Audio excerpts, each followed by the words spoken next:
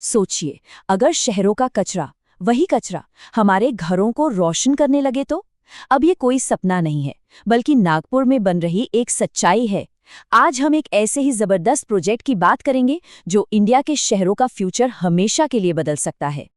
सोचिए, हमारे शहरों में हर रोज जो कचरे के पहाड़ खड़े हो जाते हैं, ये एक बहुत बहुत बड़ी चुनौती है ना? लेकिन इसी चुनौती के बीच नागपुर में एक ऐसा अनोखा समाधान सामने आ रहा है जो इस पूरे सवाल को ही पलट कर रख देगा। तो आज हम क्या क्या देखेंगे? सबसे पहले शहरी कचरे की समस्या को समझेंगे। फिर देखेंगे नागपुर का क्रांतिकारी समाधान क्या है, उसके अंदर की टेक्नोलॉजी को भी एक्सप्लोर करेंगे। और फिर बात करेंगे कि कैसे कचरे से दौलत बन रही है और ये भविष्य के लिए एक मिसाल कैसे बन सकता है।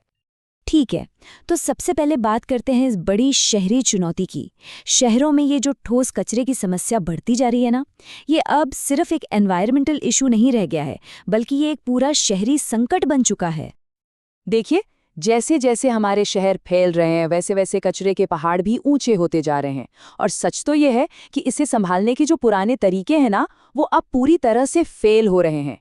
ये एक वैश्विक समस्या है जिसके लिए एक क्रांतिकारी समाधान की जरूरत है। तो अब आते हैं समाधान पर। नागपुर का क्रांतिकारी समाधान मतलब भारत का सबसे बड़ा वेस्ट टू बायोगैस प्लांट। इसी संकट के बीच नागपुर से एक उम्मीद की किरण आ रही है। ये शहर वेस्ट मैनेजमेंट के सारे नियमों को फिर से लिख रहा है।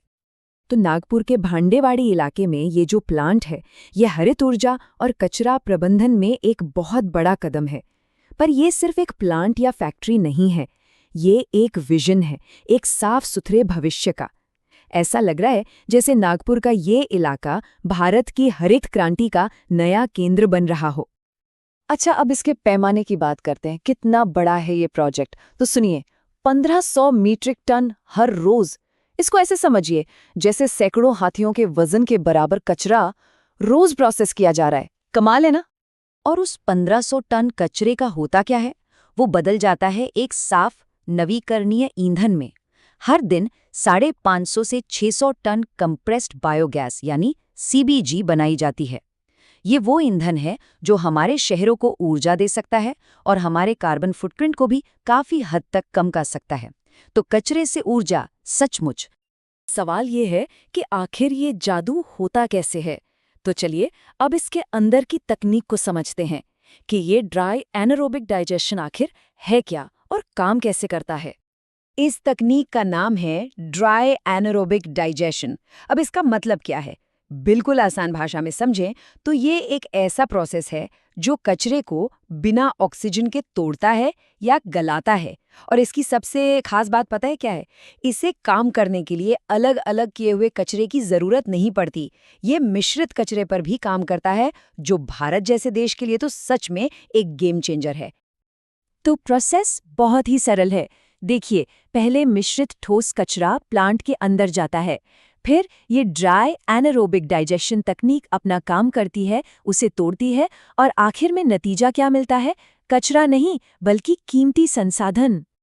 और इसी प्रक्रिया से हम पहुंचते हैं कचरे से संपत्ति तक।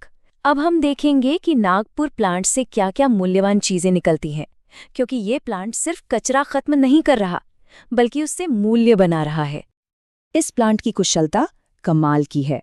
ज्यादातर कचरा या तो कंप्रेस्ड बायोगैस यानी सीबीजी में बदल जाता है या फिर रिफ्यूज डिराइव्ड फ्यूल यानी आरडीएफ में, जो कि एक और तरह का ईंधन है। और लैंडफिल में कितना जाता है?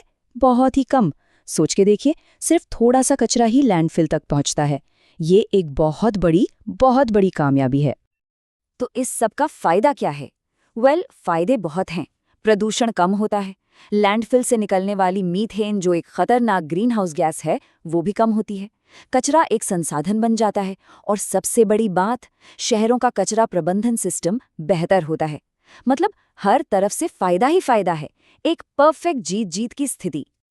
तो अब बात करते हैं भविष्य की। ये जो नागपुर मॉडल है, इसमें कितना पोटेंशियल है। देखिए, नागपुर की ये कहानी सिर्फ एक शहर तक सीमित नहीं है।